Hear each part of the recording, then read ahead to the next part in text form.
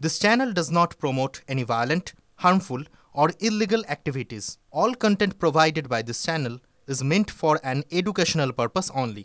ছাত্রের মৃত্যুতে তোলপাড় হচ্ছে জয়নগর, কিন্তু তাতে কি?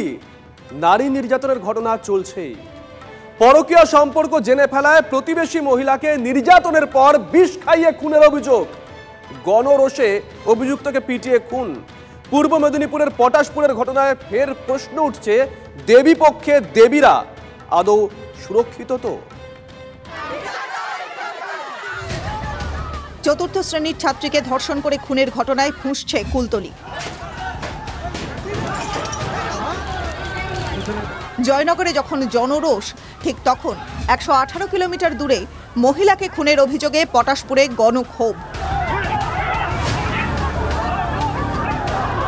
দেবীপক্ষে দেবীর উপর নারকীয় অত্যাচারের অভিযোগ। অভিযুক্তকে গণধোলাই। তপ্ত পূর্ব মেদিনীপুরের পটাশপুরের ভুবন মঙ্গল গ্রাম। শনিবার সকালে গ্রামের রাস্তায় বিবস্ত্র অবস্থায় এক মহিলাকে উদ্ধার করেন বাসিন্দারা। আমি যখন আসি এখানে শুয়ে আছে, বলছে আমাকে ওষুধ খাইয়ে দিয়েছে, আমার সব সর্বনাশ করে দিয়েছে। পরিবারের অভিযোগ, মহিলাকে বাড়ি থেকে তুলে নিয়ে গিয়ে ধর্ষণের চেষ্টা, শারীরিক নিগ্রহ করে প্রতিবেশী সুখচাঁদ মাইতি। তারপর মহিলাকে বিষ খাইয়ে খুনের অভিযোগ।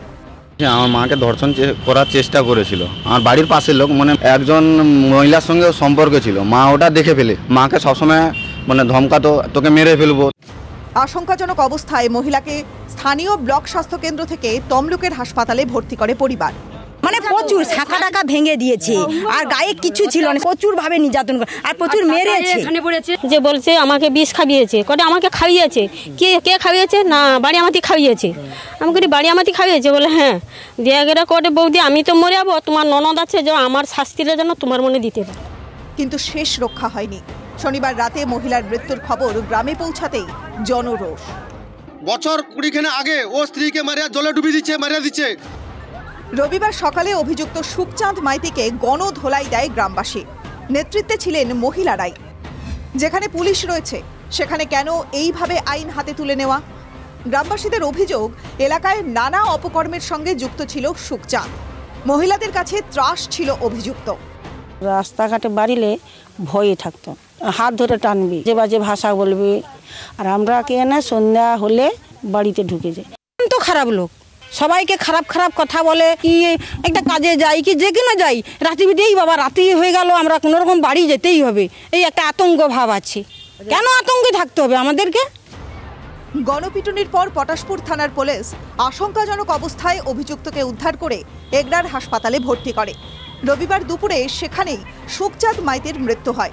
পরিবারের দাবি, একা সুখচাঁদ নয়, অপকর্মের সঙ্গে জড়িত আরও কয়েকজন। আর ওই মহিলা আর ওর সঙ্গে নিশ্চয়ই আরও কেউ ছিল।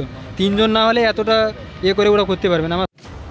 রবিবার দুপুরে ঘটনাস্থলে যায় বিজেপির প্রতিনিধি দল। নারী নির্যাতনের ঘটনায় রাজনীতির পারদ চড়ছে, কিন্তু দেবীপক্ষেও দেবীদের নিরাপত্তা সুনিশ্চিত হচ্ছে কই? ভগবানপুর থেকে ক্যামেরায় দেবাশিসের সঙ্গে কনিষ্ক মাইতি, TV9 বাংলা। আর এই মুহূর্তে সরাসরি নজর রাখতে হচ্ছে ধর্মতলায় জুনিয়র ডাক্তারদের অনশন মঞ্চের দিকে। অনশন আন্দোলনে যোগ দিচ্ছে আরজিকর মেডিকেল কলেজ। আন্দোলনের অন্যতম মুখ অনিকেত মাহাতো শুরু করছেন অনশন। অনশনকারীর সংখ্যা 6 থেকে বেড়ে হচ্ছে 7। ধর্মতলার অনশন আন্দোলনে যোগ দিচ্ছে আরজিকর মেডিকেল কলেজ। আন্দোলনের অন্যতম মুখ অনিকেত মাহাতো শুরু করছেন অনশন। অনশনকারীর সংখ্যা 6 থেকে বেড়ে হচ্ছে 7। গতকালই আমরা দেখেছিলাম, গতকাল থেকেই 6 জন জুনিয়র ডাক্তার তারা অনশন শুরু করেছেন। আজকে অনিকেত মাহাতো তাদের সঙ্গে যোগ দিচ্ছেন। অনশনকারীর সংখ্যা হতে চলেছে 7। গতকাল থেকে আমরা দেখেছিলাম সোশ্যাল মিডিয়া প্রশ্ন উঠছিল, কেন আরজিকর মেডিকেল কলেজের পড়ুয়ারা এই অনশনে নেই। এখনকার যে আপডেট, তাতে আরজিকর মেডিকেল কলেজ অনশন আন্দোলনে যোগ দিচ্ছে। অনিকেত মাহাতো তিনি অনশন শুরু করতে চলেছেন। সৌরভ দত্ত আমাদের সঙ্গে রয়েছেন, আমাদের সহকর্মী। সৌরভ,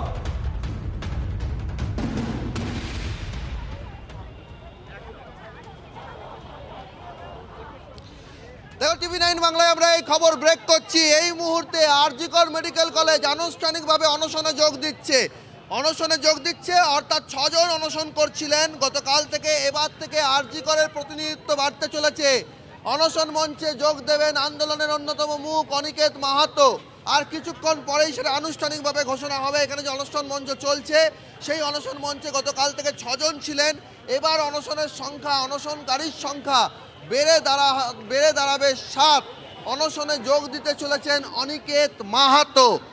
আরজিকর মেডিকেল কলেজ, গতকাল প্রশ্ন করা হয়েছিল যখন ডেডলাইন শেষ হয় যে আরজিকর মেডিকেল কলেজের কেউ অনশনে থাকছেন কিনা, আর দেবাশিস হালদার অন্য মুখোপাধ্যায়রা জানিয়েছিলেন যে আরজিকর মেডিকেল কলেজের কেউ অনশন থাকছেন না। 24 ঘন্টা পর নতুন চিত্রপট তৈরি হচ্ছে, নতুন ছবি তৈরি হচ্ছে আন্দোলনে। সেখানে অনিকেত মাহাতো যোগ দিচ্ছেন এই আন্দোলনে। এখানে অ্যাসোসিয়েট যারা লিডার মেডিকেল সার্ভিস সেন্টারে আছেন, আপনাদের অনিকেত মাহাতো যোগ দিচ্ছে আরজিকর মেডিকেল কলেজের তরফে অনশনে, কি বলবেন? আন্দোলনটা তো সবারই যোগদান করলে আস্থা শক্তি বাড়াতে হবে আন্দোলনের। যত সময় যাবে আমরা আবেদন করব আরও আস্তে আস্তে সাধারণ মানুষের মধ্যে অংশগ্রহণ করুক এবং এই আন্দোলনটাকে জোরদার করুক, যাতে শাসকরা শুনতে পায় এই প্রতিবাদ, এই নীরব প্রতিবাদ যেন আস্তে আস্তে শাসকের কণ্ঠেও পৌঁছায়। এবং যে দাবি নিয়ে আন্দোলন শুরু, অভয়ার বিচার থেকে শুরু করে যে 10 দফা দাবি, সেগুলো যেন পূরণ হয়। নজর থাকবে সৌরভ, নজর রাখো। আমরা একটু আগে জয়নগরের খবরের দিকে নজর রাখছিলাম, পটাশপুরের ঘটনাও দেখিয়েছি। এবার বীরভূমে নিয়ে যাব মুরারইয়ের খবর। নার্সকে ধর্ষণের অভিযুক্ত ওই সরকারি হাসপাতালেরই চিকিৎসক। পুলিশ সঙ্গে সঙ্গে অভিযুক্তকে গ্রেপ্তার করেছে। চিকিৎসকের দাবি তাকে ফাঁসানো হয়েছে। গ্রামবাসীরাও ধৃত চিকিৎসকের পাশেই দাঁড়িয়েছেন। হাসপাতালে নিরাপত্তা নিয়ে যখন প্রশ্ন উঠছে, আরজি করে তিলোত্তমার হয়ে বিচার চেয়ে যখন অনশনে চিকিৎসকরা, ঠিক তখনই বীরভূমে ধর্ষণের অভিযোগে গ্রেপ্তার চিকিৎসকই। বীরভূমের মুরারইয়ে যাত্রা প্রাথমিক স্বাস্থ্য কেন্দ্রের উপর আশেপাশের একাধিক গ্রাম নির্ভরশীল।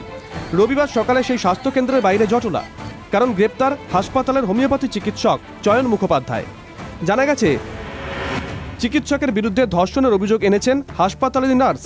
শনিবার রামপুরহাট থানায় অভিযোগ জানান নির্যাতিতা। নার্সের অভিযোগের ভিত্তিতে তদন্ত শুরু করে পুলিশ। অভিযোগের ভিত্তিতে গ্রেপ্তার চিকিৎসক চয়ন মুখোপাধ্যায়। অভিযোগকারী নার্স সংবাদ মাধ্যমের সামনে মুখ খুলতে চাননি।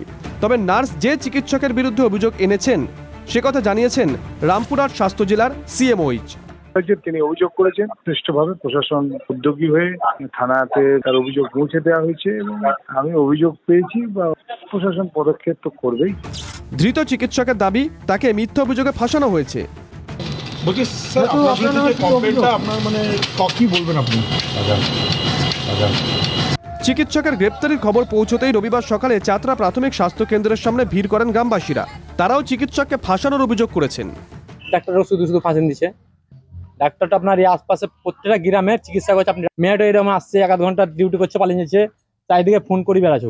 আজকে হাসপাতালে এত মানুষজন কেন এসছে? ওই ডাক্তার লেগে গেছে, ডাক্তার ভালো আছে। জানা গেছে ধৃত চিকিৎসক পূর্ব মেদিনীপুরের কোলাঘাটের বাসিন্দা। 2021 সালে সরকারি চিকিৎসক হিসেবে যাত্রা স্বাস্থ্য কেন্দ্রে যোগ দেন চয়ন মুখোপাধ্যায়। গত 7 বছর ধরে এই স্বাস্থ্য কেন্দ্রে কর্মরত নির্যাতিতা নার্স।